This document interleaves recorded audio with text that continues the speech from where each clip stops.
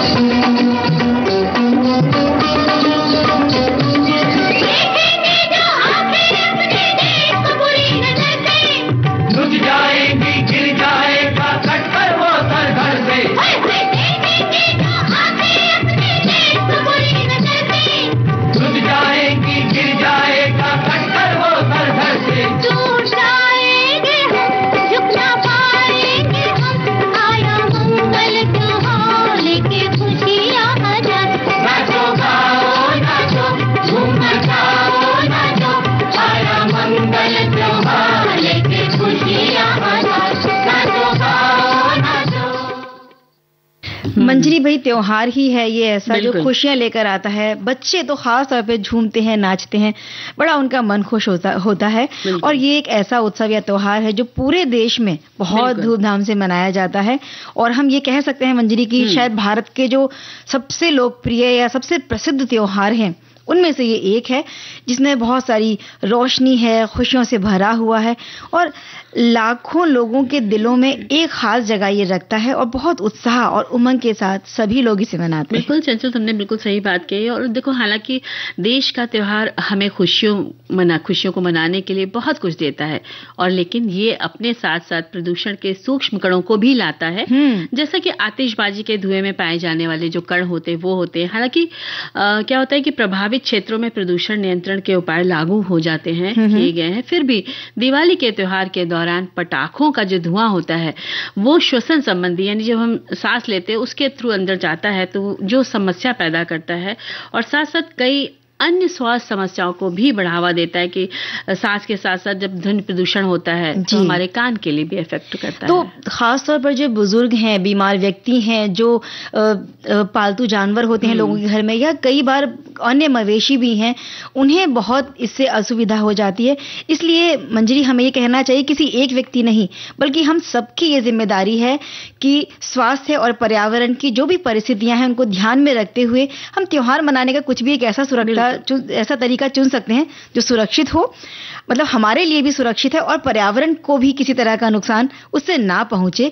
और बिना प्रदूषण के जब हम इसे मनाएंगे तो वो तरीका अच्छा भी होगा और हर तरफ जो माहौल है वो खुशनुमा ही नजर आएगा। बिल्कुल। और बहुत से लोग इस त्योहार की खुशी में पटाखों को भी खास समझते हैं। भाई दिवाली है तो पटाखों से जुड़ा हुआ ही रहता है, और पटाखों से होने वाले नुकसान से बचने के लिए चंचल पिछले कुछ वर्षों से ग्रीन पटाखों का चलन जो है ना वो काफी लोगों को पसंद आ रहा है, लोकप्रिय भी हो गया है। और ग्रीन पटाखे पर्यावरण के अनुकूल होते हैं और सामान्य पटाखों की तरह वातावरण में हानिकारक प्रदूषक धुएं का उत्सर्जन नहीं करते हैं।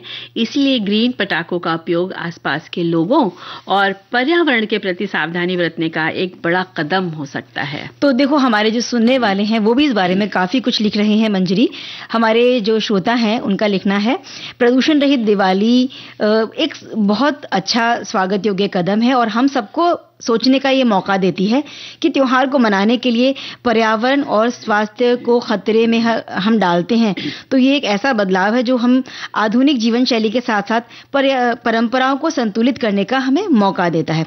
सिर्फ एक संकल्प नहीं बल्कि खुशियों से भरी स्वस्थ दिवाली और हल्की फुल्की सार्थक पहल ये हो सकती है। क्या बात है, बहुत अच्छी सी बात लिखी है। और चंचल, ऐसी ही बात हमारे और संदेश में है कि लिखते हैं कि बातें हल्की फुल्की, प्रदूषण मुक्त दिवाली, बिल्कुल सही बात है। हम सबको ये जो हम पटाखे जलाते हैं उनसे थोड़ा दूर ही रहना चाहिए और प्रदूषण मुक्त दिवाली मनानी चाहिए। आप ये भी सोचिए कि प्रदूषण तो होता ही होता है। पटाखे फोड़ने से जो जानवर, जिसके अभी हम लोग बात भी कर रहे थे, उनको भी डर लगता है, उनके डर के मारे हालत खराब हो जाती है, आवाज़ों से ये बीमार भी हो जाते हैं, उनको भी आवाज़ जो है ये सूट नहीं करती है। तो हम एक नागौर की कितनी चीज़ों से खुद को, इस पटाखों की जो होता है उससे कितनी चीज़ों को बचा सकते हैं, कितने लोगों को तकलीफ देने से बचा सकते हैं, कितने लोगों जिनको धुएं और प्रदूषण से तकलीफ होती है उनको भी बहुत ज़्यादा तकलीफ हो जाती है। तो हमें ये ध्यान रखना है कि खुशियाँ मनाएं, सेलिब्रेट करें दिए जला करके, ना कि इस तरह से आप ज़्यादा, मतलब ठीक है पटाखे छुड़ाएं, क्योंकि दिवाली तो हम छुड़ाएंगे, हम मना नहीं करते कि आप ना छुड़ाएं, लेकिन थोड़ा सा ध्यान रख के, थोड़ी सी गीत संगीत की रोशनी भी बखेर देते हैं। बिल्कुल बिखेरे, बिल्कुल।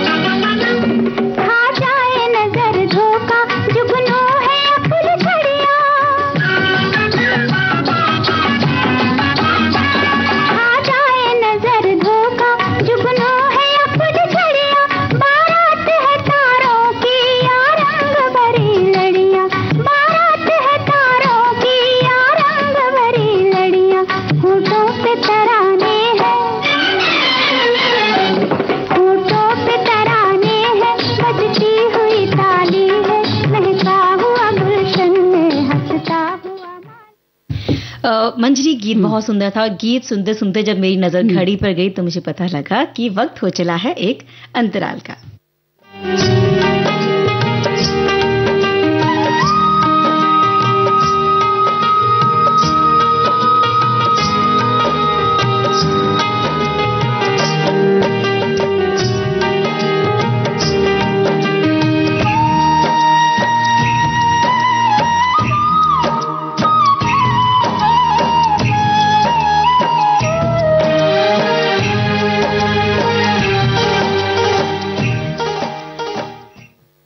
अंतराल के बाद हम फिर से हाजिर हैं और जो बातें हम कर रहे थे कि प्रदूषण मुक्त दिवाली होनी चाहिए, तो पटाखों की बात तो है ही, लेकिन दिवाली पर हम रोशनी करने के लिए अमूमन बहुत सारी फैंसी लाइट्स चुनते हैं ताकि घर को बहुत अच्छे से सजा सके, संवार सके। कई बार ये आमतौर पर देखते हैं कि थोड़ी सी महंगी भी होती है और इनसे बिजली की खपत भी बहुत ज्यादा होती है। तो इससे अच्छा है कि अगर हम पर्यावरण को अनुकूल रखना चाहते हैं तो जो मिट्टी के दिए हैं उनकी हम रोशनी करें, या फिर इसकी जगह हम मोमबत्ती भी लगा सकते हैं। और अगर हम ये दिए या मोमबत्ती खरीदते हैं तो बहुत सारी जो महिलाएं हैं जो घरेलू उत्पाद में मोमबत्ती का काम करती हैं, या जो लोकल वेंडर्स होते हैं जो मिट्टी के दिए का काम करते हैं, तो ऐसे छोटे उत्पादकों को और विक्रेताओं को एक आमदनी का साधन भी मिलेगा और इससे हमारा पर्यावरण है वो भी सुरक्षित रहेगा। बिल्कुल चंचल। और देखो पटाखों की बात करी या मोमबत्तियों की बात करी तो देखो मोमबत्तियां भी आजकल दिए, जब दीपक की तुमने बात करी तो दिए तो हम जलाते हैं, लेकिन आजकल पानी में मतलब जैसे कांच का बाउल लिया, उसमें कुछ फूल की पंखुड़ियां डाली और थोड़ा सा तेल डाल दिया और दीप बाती लगा दी, तो पानी में भी वो दिए जलाते, तो वो भी बड़े अच्छे रहते क्योंकि धुआं वगैरह उनसे उठता नहीं और देखने में भी बहुत सुंदर लगता है। और दिवाली की जो सजावट होती है वो भाई चटक रंगोली के बिना तो अधूरी होती है। सही कहा, रंगोली देख के बहुत अच्छा लगता है। कालीन जैसी बहुत सुंदर सुंदर बनाते हैं लोग रंगोली, लेकिन इसमें भी देखो एक बात ध्यान रखने वाली कि रासायनिक रंगों की जगह आप प्राकृतिक रंगों का इस्तेमाल अगर हम करते हैं तो वो हमारे लिए ज्यादा अच्छा रहता है। जैसे कि सूखे फूलों और की पंखुड़ियां भी आप ले सकते हैं, खूबसूरत उसकी डिजाइन बना सकते हैं। गेरू और चूने के इस्तेमाल से खूबसूरत अल्पना भी बनाकर घर आंगन को सजा सकते हैं। और तुम्हें याद होगा चंचल कि पहले के समय में गोबर से लिपा जाता था दरवाजे पे और उस पे चूने से या गेरू से डिजाइन बना दी जाती थी। वही बनाई जाती थी और वो बड़ी खूबसूरत लगा करती थी। गाँव के घरों में तो आज भी हमने वो देखी है। बहुत कहते हैं कि देख के बड़े मन को सुकून देती हैं। और एक महीने पहले से चोकर को रंग करके भी रंगोली बनाते थे, तो वो चीजें अगर हम इस्तेमाल करते हैं, या आप पेड़ पौधों की पत्तियां ले लीजिए, उससे भी आप रंगोली बना सकते हैं। और मंजरी होता क्या है, ये त्योहार है खुशियों का, तो खुशियां मनाने के लिए एक दूसरे को हम उपहार भी देते हैं और कई बार उपहारों की जो पैकिंग होती है वो बहुत खूबसूरत हो, तो इसके लिए जब हम ध्यान रखते हैं ना तो बहुत सारी प्लास्टिक का इस्तेमाल उसमें हो जाता है और बहुत सारी प्लास्टिक ऐसी होती है जो रिसाइकल की जा सकती है, कई को रिसाइकल नहीं किया जा सकता, तो इसकी जगह हम कागज की पैकिंग का इस्तेमाल कर सकते हैं। ये एक अच्छा विकल्प हो सकता है।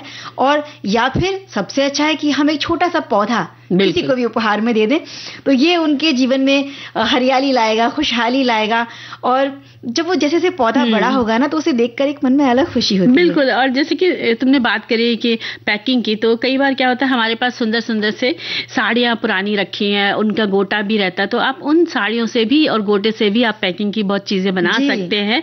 और देखा जाए तो सामान चीजों के साथ साथ प्लास्टिक रैपिंग पेपर और बैग इस्तेमाल करने से हमें बचना चाहिए, जो आजकल बहुत दिखता है। और अगर अपने घर पर मेहमानों को आपने आमंत्रित किया है तो प्लास्टिक के चम्मच और प्लेट की बजाय बायोडिग्रेडेबल टेबल क्रॉकरी का इस्तेमाल आप कर सकते हैं।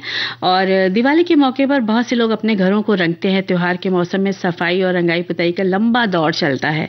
घर की दीवारों को रंगते समय पर्यावरण से अनुकूल रंगों का इस्तेमाल किया जा सकता है जो प्रकृति को नुकसान ना पहुंचाए। और एक खास बात है, जब भी आप दिवाली में अपना घर पुतवाते रंगवाते हैं तो कुछ लोग हमने देखा है बहुत डार्क कलर करवा देते हैं, तो वो भी आपके भरा भरा सा लगता है। तो थोड़ा सा हल्का कलर होता है तो उस छोटा कमरा भी आपका बड़ा लगेगा। तो ये अलावा वो उस कमरे में रोशनी की जो गुंजाइश है वो भी बढ़ जाती है। हमारे सुनने वाले लिख रहे हैं कि दिवाली का नाम सुनते हैं तो सुनते ही सबसे पहले पटाखों की गूंज और रोशनियों का ख्याल आता है, लेकिन कुछ बीते सालों में इस खुशी के साथ एक चिंता जुड़ गई है, बढ़ता हुआ प्रदूषण।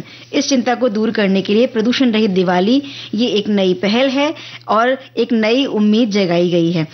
तो हम अपनी परंपराओं को कायम रखते हुए पर्यावरण की सुरक्षा का ये संदेश हमें देती है। तो बिल्कुल सही बात है। बिल्कुल, ये बातें सिर्फ करने के लिए नहीं है, जब आप पर आती है तब भी आपको ये अपनाना है कि पटाखों का इस्तेमाल या तो नहीं करना है या तो कम से कम करना है, फिर इको फ्रेंडली पटाखे जिनकी हमने बात करी थी, हाँ, वैसे पटाखे। और जब भी देखो चंचल, पटाखे जब हम छुड़ाते हैं तो बहुत जो एक गोदी के बच्चे होते हैं, थोड़े से और 1.25 साल के बच्चे होते हैं, तो उनके कानों में भी आप थोड़ा सा रुई लगा दें, जिससे कि उनको पटाखे की जो आवाज है वो कान के पर्दे तक उस तरह से ना जाए। छोटे बच्चों को तो आप अंदर ही रखें तो ज्यादा सही है।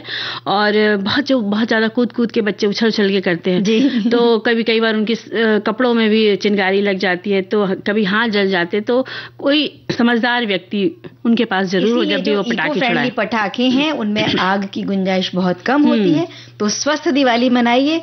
और हम फिर चलते हैं गाने की तरफ। खुशियों के चांद मुस्कुराए रे, देखो मस्त ज़माने आए रे, हाय खुशियों के चांद मुस्कुराए रे।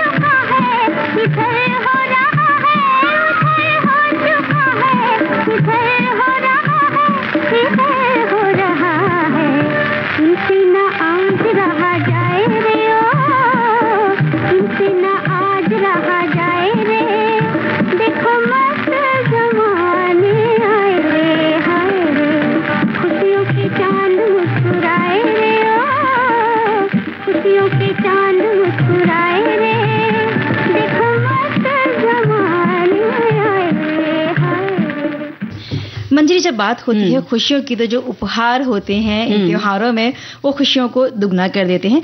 एक कविता की कुछ पंक्तियां मैंने पढ़ी थी और कवि दिव्यक रमेश की एक कविता की पंक्तियां कुछ मैं पढ़ रही हूँ। बड़ी अच्छी लगी मुझे पंक्तियां। उपहारों की खुशबू लेकर जब तब आ जाते त्योहार, त्योहारों का आना जैसे टप टप टप टप माँ का प्यार। फसलें खूब लहकती हैं तो खेत मनाते हैं त्योहार, जब लद जाते हैं फूल फलों से पेड़ मनाते हैं त्योहार। पानी से भर जाती नदियां, नदियों का होता त्योहार। ठंडी में जब धूप खिले तो सूरज का होता त्योहार। जिस दिन पेड़ नहीं कटते हैं जंगल का होता त्योहार, और अगर मन अडिग रहे तो पर्वत का होता त्योहार। अगर हादसा हो ना कोई सड़क मनाती तब त्योहार, मार काटना चोरी हो तो शहर मनाता है त्योहार। अगर बीज इनके भी होते खूब उगाते हम त्योहार, खुश होकर तब उड़ते जैसे पंछी उड़ते बांध कतार। क्या बात है, बहुत सुंदर सी कविता लिखकर भेजी है। और चंचल हमारी एक सखी ने खुशियां और त्योहार या उपहार उपहार जी। इस पर एक संदेश लिखा है, तो लिखती है कि इसका मतलब ये नहीं कि त्योहार किसी के उपहार के मोहताज हैं या उपहार से ही त्योहार की असली खुशी है।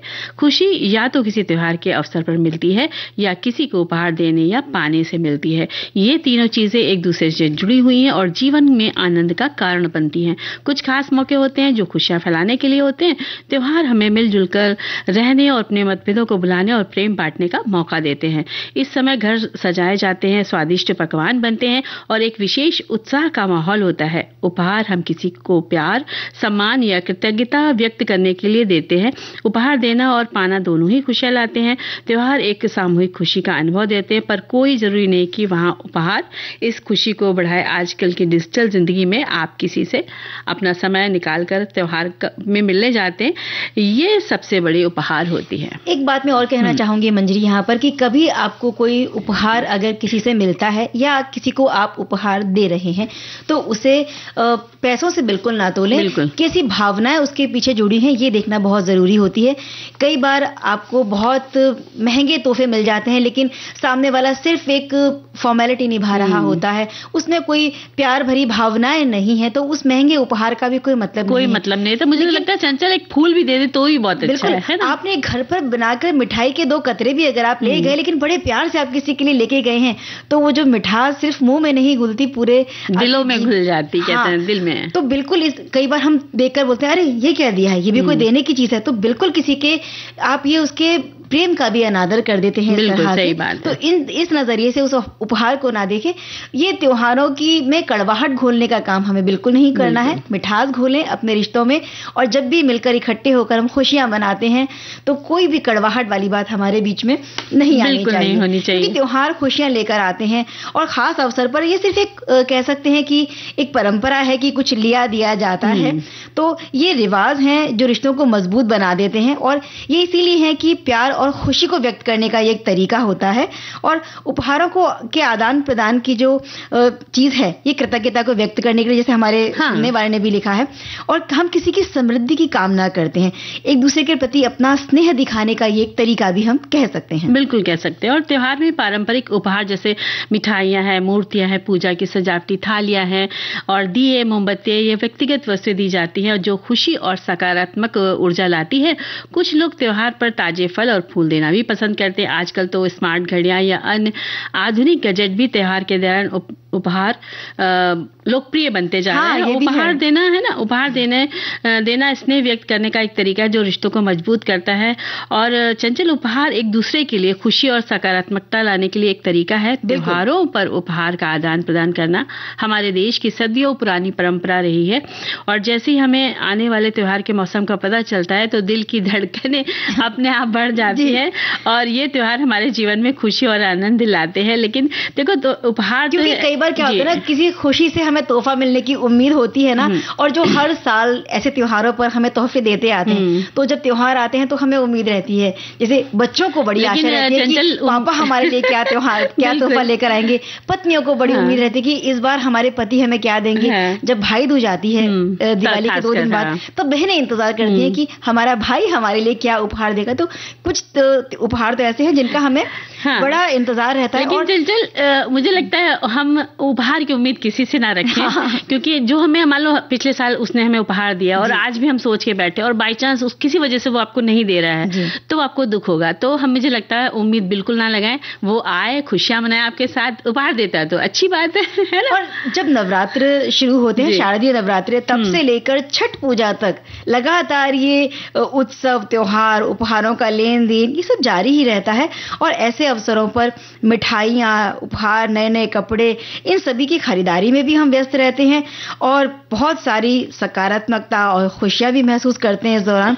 चाहे त्योहार कुछ भी हो, तारीख कुछ भी हो, खुशी जब होती है ना तो बस वो समय बड़ा अच्छा होता है। हमारे आंखों को बहुत, कहते हैं कि आंखों में वो चमक आ जाती है। बिल्कुल। और जब अपने हाथ से आप मिठाई वगैरह बनाते हैं तो भी खुशी आ जाती है ना। और इस समय हो चला है एक अंतराल का।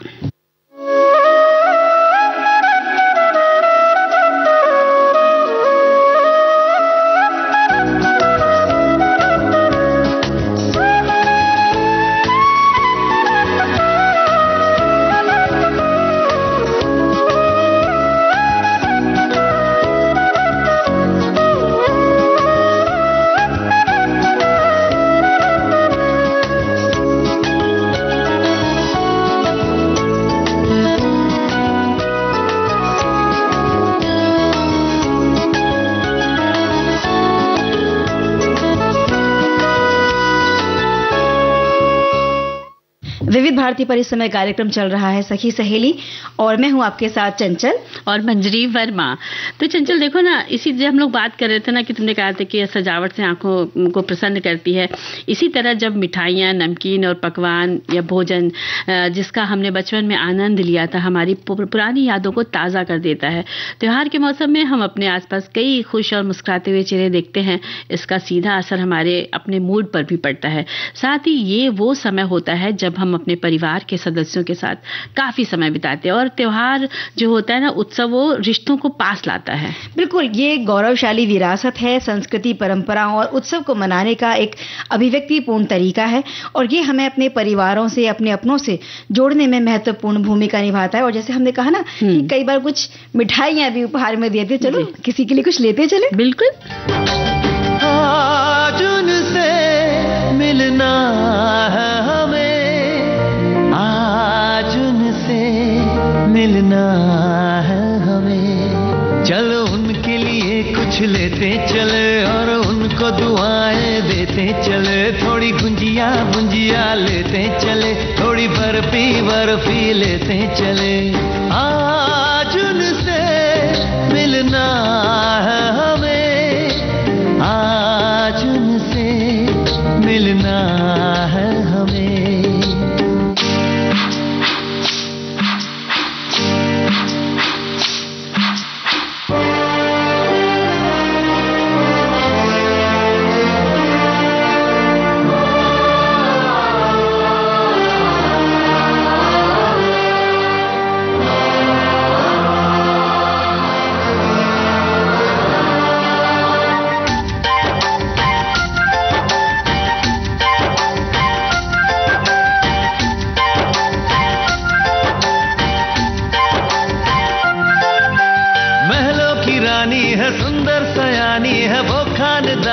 जाने दिल क्या क्या खरीदे हम, क्या ना खरीदे हम, क्या दे निशानी, ये है मुश्किल।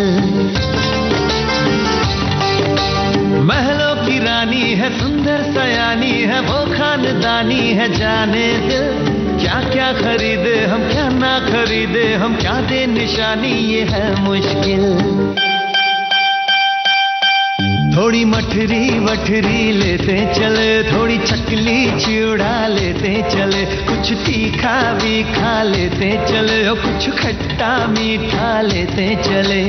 आज उनसे मिलना है हमें, आज उनसे मिलना है हमें।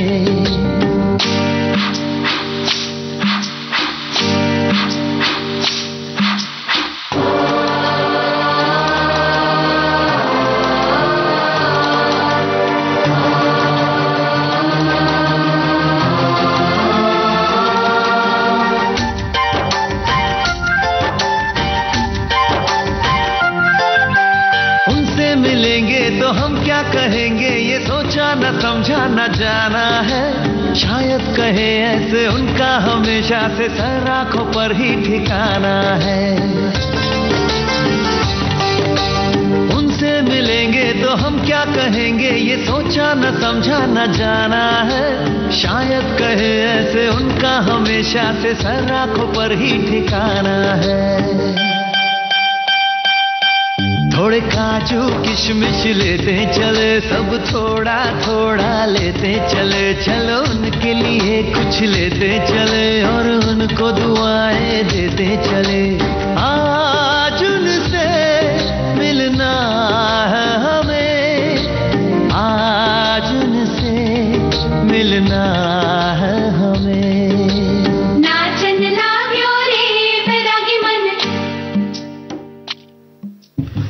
भाई खुशियों का त्योहार है, मन नाचने झूमने को करता है, और चलो झूमते नाचते कहीं घूमने भी चल निकलते हैं। बिल्कुल चलते हैं। हम आज बात करने वाले हैं चंचल भारतीय विरासत स्थल महाबोधि मंदिर बोधगया के बारे में। तो चलिए गया चलते हैं साथ में घूमने। बिल्कुल। महाबोधि मंदिर परिसर बोधगया बिहार की राजधानी पटना से 115 किलोमीटर दक्षिण में और पूर्वी भारत में गया जिला मुख्यालय से 16 किलोमीटर के आसपास लगभग दूरी स्थित है उसकी। और ये भगवान बुद्ध के जीवन से संबंधित 4 पवित्र स्थलों में से एक है। विशेषकर ज्ञान की प्राप्ति के लिए इसे 2002 में यूनेस्को विश्व धरोहर स्थल घोषित किया गया था। ये संपत्ति भारतीय उपमहाद्वीप में 5वीं-6वीं शताब्दी ईस्वी के प्राचीन काल के सबसे महान अवशेषों को समेटे हुए है। ये मंदिर परिसर सम्राट अशोक द्वारा 3री शताब्दी में ईसा पूर्व निर्मित पहला मंदिर है। गुप्त काल के उत्तरार्ध से पूरी तरह से ईंट से निर्मित सबसे पुराने बौद्ध मंदिरों में से ये एक है, जो आज भी खड़ा हुआ माना जाता है और सदियों से ईंट वास्तुकला के विकास में इसका महत्वपूर्ण प्रभाव भी रहा है। बोध गया स्थित वर्तमान महाबोधि मंदिर परिसर में 50 मीटर ऊंचा भव्य मंदिर, वज्रासन, पवित्र बोधि वृक्ष और बुद्ध के ज्ञानोदय के 6 अन्य पवित्र स्थल शामिल हैं, जो असंख्य प्राचीन मन्नत स्तूपों से घिरे हैं, जिनका आंतरिक, मध्य और बाहरी गोलाकार सीमाओं द्वारा भली भांति रखरखाव और संरक्षण किया गया है। 7वां पवित्र स्थल कमल तालाब ये परिसर के बाहर दक्षिण में स्थित है और मंदिर क्षेत्र और कमल तालाब ये दोनों ही या 2-3 स्तरों के परिक्रमा मार्गों से घिरे हुए हैं और समूह का क्षेत्रफल आसपास की भूमि के स्तर से लगभग 5 मीटर नीचे है। भगवान बुद्ध द्वारा वहां बिताए गए समय से जुड़ी घटनाओं के संदर्भ में पुरातात्विक महत्व की एक अनूठी संपत्ति भी है। साथ ही ये विकसित होती पूजा का दस्तावेजीकरण भी करता है और ये सभी जानकारियां हमारे सुनने वाले हैं वो भी हमें लिखकर भेज रहे हैं। विशेष रूप से 3री शताब्दी के बाद से जब सम्राट अशोक ने पहला मंदिर कटघरा और स्मारक स्तंभ बनाया था और सदियों से विदेशी राजाओं द्वारा अभ्यारण्यों और मठों के निर्माण के साथ प्राचीन शहर का क्रमिक विकास हुआ। मुख्य मंदिर की दीवार की औसत ऊंचाई 11 मीटर है और ये भारतीय मंदिर वास्तुकला की शास्त्रीय शैली से निर्मित है। इसमें पूर्व और उत्तर दिशा में प्रवेश द्वार है और एक नीचा तहखाना है, जिसकी ढलाई हनी सकल और हंस के डिजाइन से सजी है। इसके ऊपर बुद्ध की मूर्तियों वाले आलों की एक श्रृंखला है और इसके आगे ढलाई और चैत्य आले हैं। फिर मंदिरों का वक्र रेखीय शिखर या मीनार है, जिसके ऊपर आमलक और कलश हैं। मंदिर की प्राचीर और चारों कोनों पर छोटे छोटे मंदिर कक्षों में बुद्ध की 4 मूर्तियां हैं। इनमें से प्रत्येक मंदिर के ऊपर छोटा मीनार बना हुआ है। मंदिर पूर्वमुखी है और इसके पूर्व में एक छोटा प्रांगण है और जिसके दोनों ओर बुद्ध की मूर्तियां हैं। एक द्वार छोटे से हॉल में जाता है, जिसके आगे एक गर्भगृह है, जिसमें बैठे हुए बुद्ध की एक स्वर्ण मंडित मूर्ति जो लगभग 5 फुट से भी अधिक ऊंची है, वो अपने प्राप्त ज्ञानोदय के साक्षी के रूप में मिट्टी पकड़े हुए है।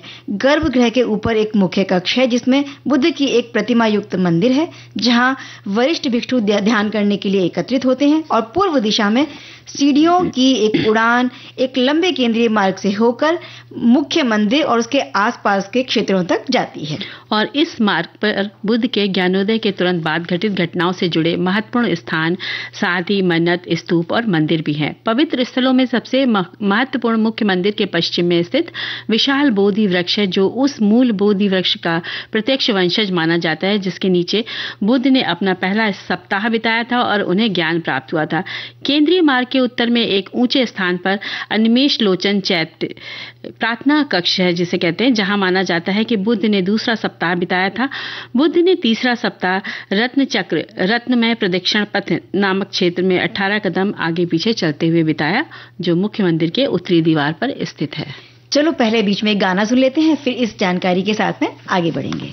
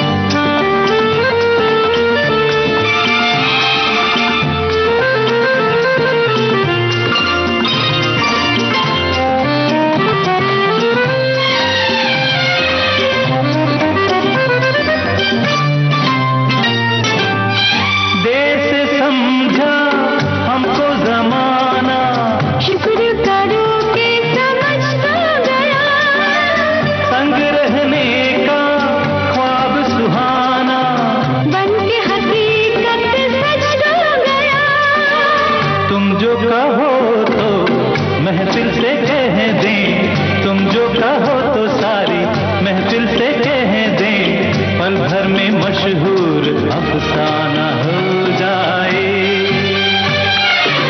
खुशियाँ ही खुशियाँ हो दामन में जिसके, क्यों न खुशी से वो दीवाना हो जाए।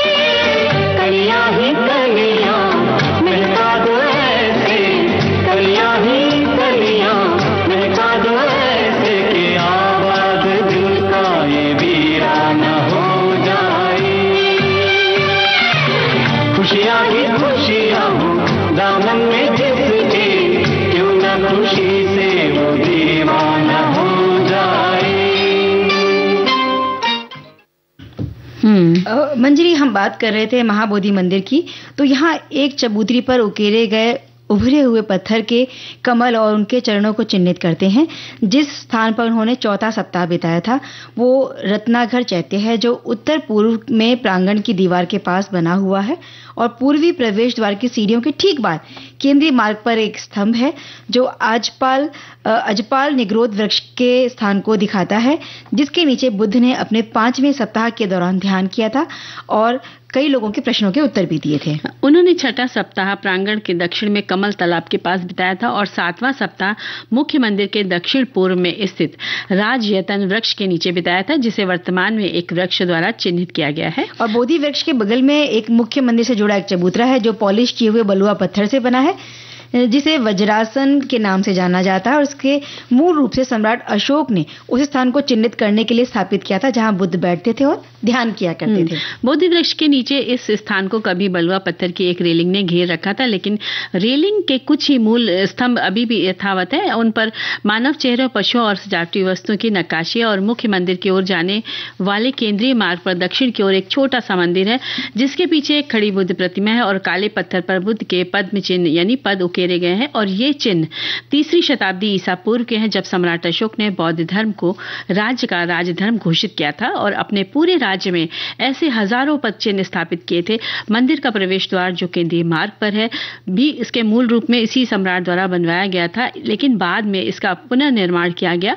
मुख्य मंदिर की ओर जाने वाले मार्ग पर आगे एक भवन है जिसमें बुद्ध और बोधिसत्वों की कई मूर्तियां हैं और एक विपरीत स्मारक है जो 15वीं और 16वीं शताब्दी के दौरान इस स्थल पर रहा है। मंदिर के दक्षिण में राजाओं, राजकुमारों और आम लोगों द्वारा निर्मित मन्नत स्तूपों का एक बहुत बड़ा समूह है। ये आकार और आकृति में अलग अलग हैं, लेकिन सबसे सरल और सबसे लेकर भव्य तक हैं। दार्शनिक और सांस्कृतिक इतिहास के संदर्भ में महाबोधि परिसर बहुत ही प्रासंगिक है, क्योंकि ये भगवान बुद्ध के जीवन के सबसे महत्वपूर्ण घटना का प्रतीक है और वो क्षण जब राजकुमार सिद्धार्थ ने ज्ञान प्राप्त किया और वो बुद्ध बन गए, एक ऐसी घटना जिसने मानव विचार और विश्वास को एक आकार दिया। ये संपत्ति अब दुनिया में बौद्ध तीर्थ यात्रा का सबसे बड़ा पवित्र स्थान है और बहुत पूजनीय माना जाता है। इसे मानव जाति के इतिहास में बौद्ध धर्म का पालना भी माना जाता है।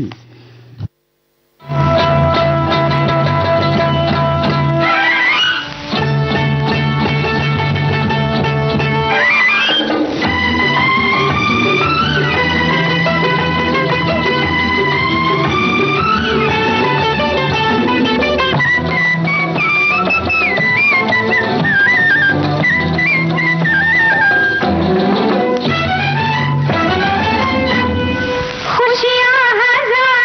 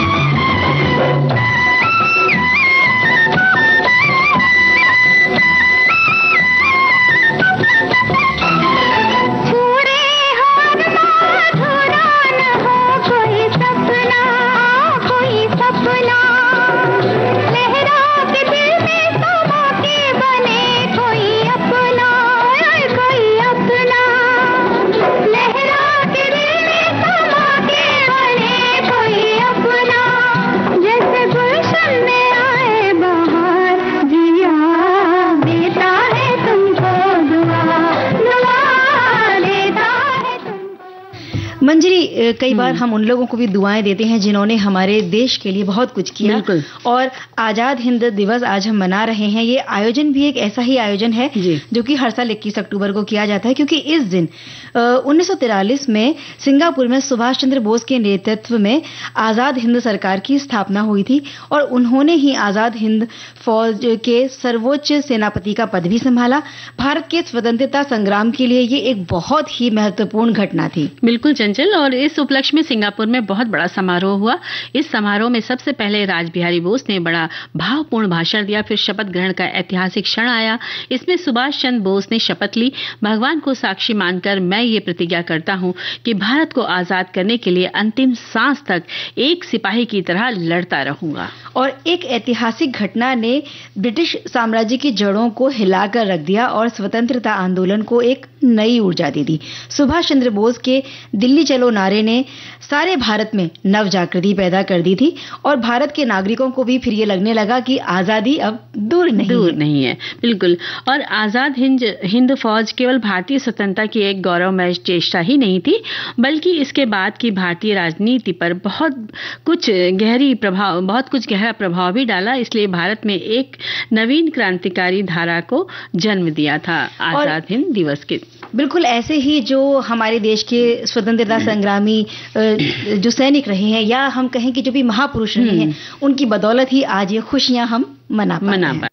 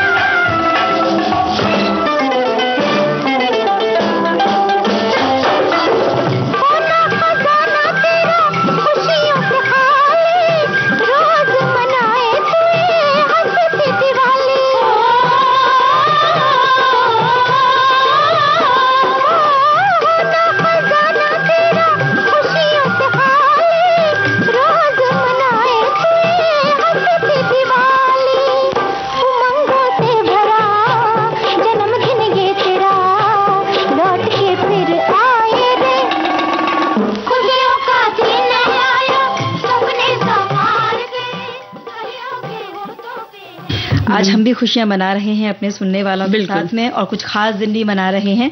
तो आज ऐसा ही एक खास दिन है जो कि है विश्व आयोडीन अल्पता दिवस। विश्व आयोडीन अल्पता दिवस आयोडीन के सेवन के महत्व और स्वास्थ्य पर इसके प्रभाव के बारे में जागरूकता बढ़ाने के लिए हर साल 21 अक्टूबर को दुनिया भर में आयोडीन अल्पता विकार दिवस मनाया जाता है।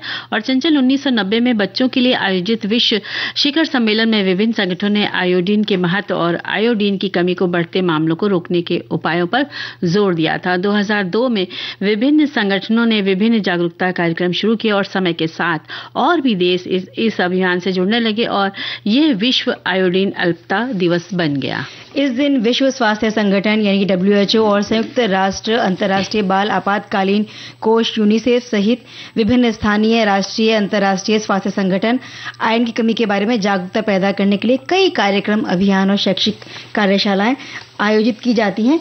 दैनिक जीवन में आयोडीन के सेवन के महत्व के बारे में जागरूकता बढ़ाकर इन सभी समस्याओं से बचा जा सकता है और आयोडीन अल्पता दिवस आयोडीन की कमी और इसके प्रभावों से इसके बचाव के उपायों के बारे में जन जागरूकता फैलाने का एक महत्वपूर्ण भूमिका निभाता है। और सुनते हैं कार्यक्रम का अंतिम गीत। झिलमिल सितारों का आंगन होगा, रिमझिम बरसता सावन होगा। झिलमिल सितारों का आंगन होगा, रिमझिम बरसता सावन होगा। ऐसा सुंदर सपना अपना जीवन होगा।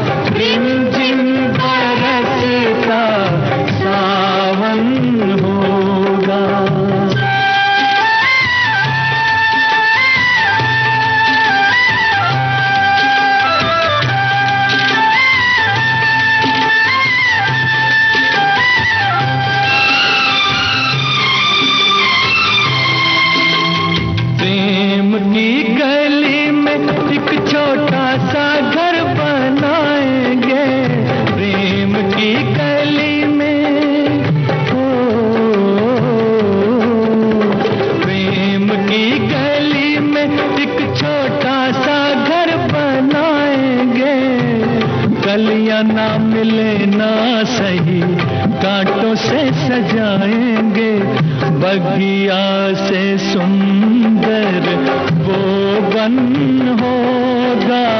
रिमझिम बरसता सावन होगा। झिलमिल सितारों का आंगन होगा, रिमझिम बरसता सावन होगा।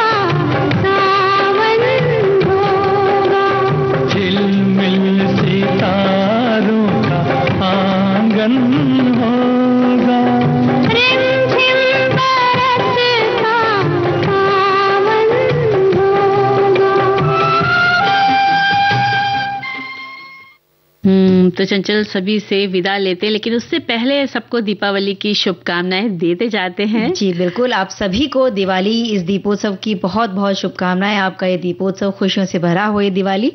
चलिए चलते हैं। मंजरी वर्मा और चंचल वर्मा को दीजिए इजाजत। जी नमस्कार।